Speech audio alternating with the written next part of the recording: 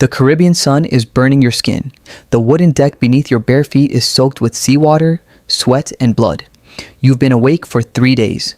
Your clothes are filthy. Your stomach is empty. And somewhere beneath the deck, someone is screaming. You came to sea looking for treasure, gold, adventure, and freedom.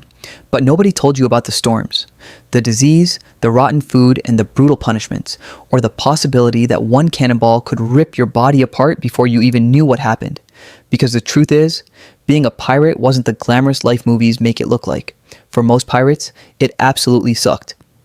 Welcome aboard. Today, you're a pirate, and this is your life. When we think about pirates, we usually imagine something very different. A man with a giant hat, a parrot sitting on his shoulder, a treasure map, a bottle of rum, and a chest overflowing with gold. Hollywood has turned pirates into romantic adventurers.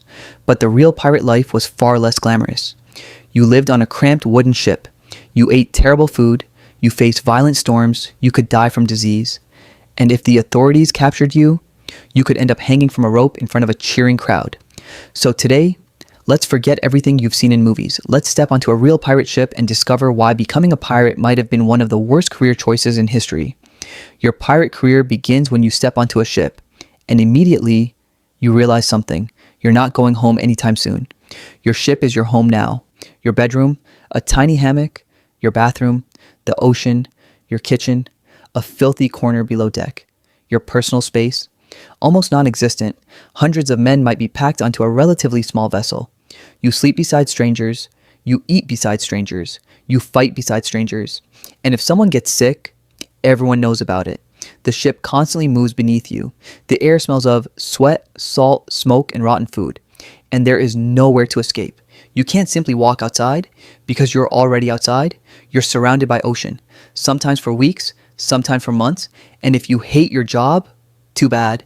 Your commute home is several thousand miles of open water. Now you're hungry. Unfortunately, the food isn't getting any better. Fresh meat doesn't last long at sea.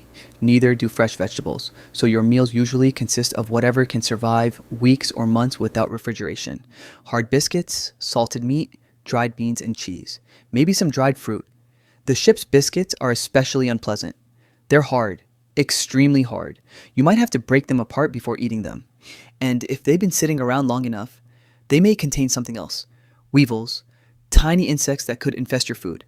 At some point, you stop caring. You're hungry, so you eat them. You tell yourself the extra protein is probably good for you, and then there's the water. Fresh water doesn't stay fresh forever. It becomes contaminated. It starts to taste terrible. So sailors often drank alcohol instead. Rum and beer, anything that was safer than drinking dirty water. But after months at sea, even the alcohol supply could become a problem. Imagine being so thirsty that you would do anything for a glass of clean water. Now, imagine realizing the nearest source is thousands of miles away. Eventually, your body starts to complain. Your gums begin to bleed. Your teeth become loose. Old wounds refuse to heal. Your muscles become weak. You feel exhausted all the time. You're suffering from scurvy. The problem? You haven't eaten enough fresh fruit and vegetables. Today, we know the solution. Vitamin C. Back then, most sailors didn't. For centuries, scurvy destroyed sailors who spent long periods at sea. And the terrifying part? It didn't kill you quickly. You slowly became weaker. Your body began falling apart. And there was little you could do. For a pirate, the ocean wasn't just dangerous because of enemy ships. It was dangerous because your own body could betray you. And then, there's the weather. 1 minute, the ocean is calm. The next, everything changes. The wind suddenly becomes violent. Waves rise above the ship. Rain hits your face like tiny stones. The mast begins to shake. Your captain screams orders. Everyone runs. You grab onto whatever you can. The ship rises on a massive wave, then crashes down into the darkness.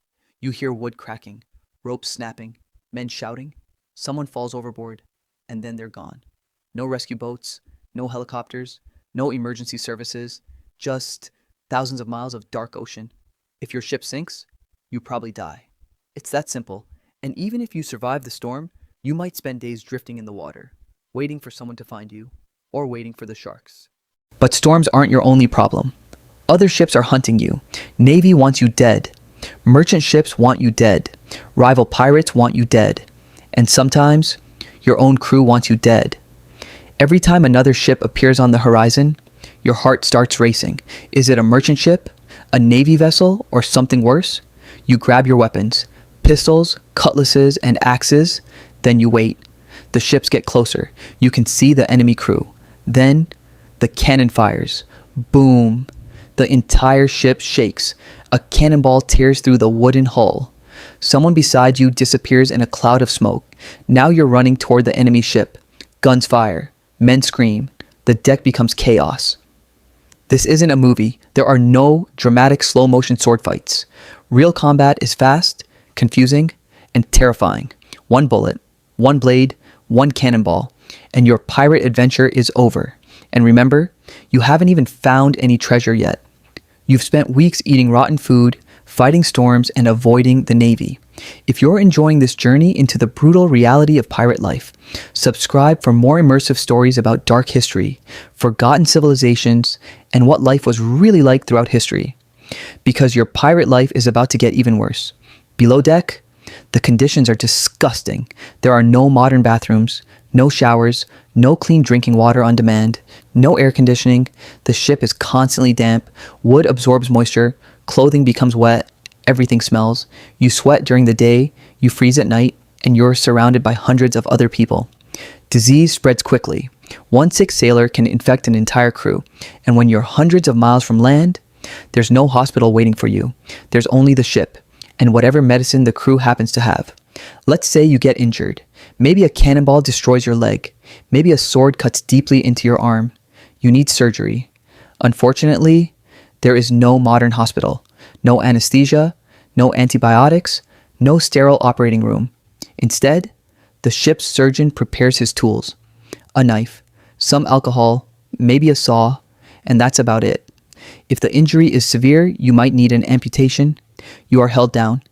You bite into something to stop yourself from screaming. And the surgeon gets to work. The entire procedure might take only a few minutes, because the faster it ends, the better. But even if you survive the operation, infection could still kill you later. So, congratulations. You survived the battle. Now you have to survive the medicine. Pirates are often portrayed as the ultimate symbol of freedom. But pirate ships still had rules, strict ones. The crew might vote for their captain, but that doesn't mean you can do whatever you want. There are punishments for stealing from the crew, hiding treasure, starting fights, and disobeying orders. Your fellow pirates could decide your punishment, and it could be brutal. You might be beaten, marooned on a deserted island, or even killed. The idea of pirate democracy sounds romantic, but imagine being judged by your own crew, the same men you sleep beside, the same men who know exactly how much money you have, the same men carrying weapons, one argument, and your life could change forever. But surely, all the suffering is worth it, because eventually, you'll find treasure, right? Well, maybe. That's the problem. Most pirates didn't become incredibly wealthy. Finding treasure wasn't guaranteed. You could spend months chasing ships, only to discover the cargo was worthless. Sometimes the biggest prize was food, water, clothing, or a few barrels of rum. And even if you found gold, you had to divide it among the crew. The captain received a larger share. The crew received smaller shares. Suddenly, that giant chest of gold from the movies doesn't look so impressive. You might risk your life and end up with a handful of coins. Eventually, your luck runs out. You're sailing peacefully one morning when someone spots a ship. It isn't a merchant vessel. It's a warship. The Navy. Suddenly, everyone is running. You load the cannons, raise the sails, prepare the weapons. But the Navy ship is larger, better armed, better organized. You try to escape, you fail. The enemy boards your ship. You're captured. And now, you face the worst part of being a pirate, the trial. You stand before a judge. The evidence is presented. You are accused of piracy. The verdict is obvious. Guilty? Your sentence? Death. You are taken to the gallows. A crowd has gathered. People came to watch. Your hands are tied. A rope is placed around your neck. For the first time in years, the ocean isn't around you. The ship isn't beneath your feet. There is nowhere left to run. The executioner waits. The crowd watches. And suddenly, you realize something. Your entire pirate career, the storms, the battles, the hunger, the treasure, all of it ends here with a rope. If you enjoyed this journey into the brutal reality of pirate life, subscribe for more immersive stories about ancient civilizations, forgotten history, legendary warriors, mythology, and the extraordinary realities of human life throughout history. And tell me in the comments, after hearing what pirate life was really like, would you still want to become a pirate, or would you rather stay safely on land? See you in the next story.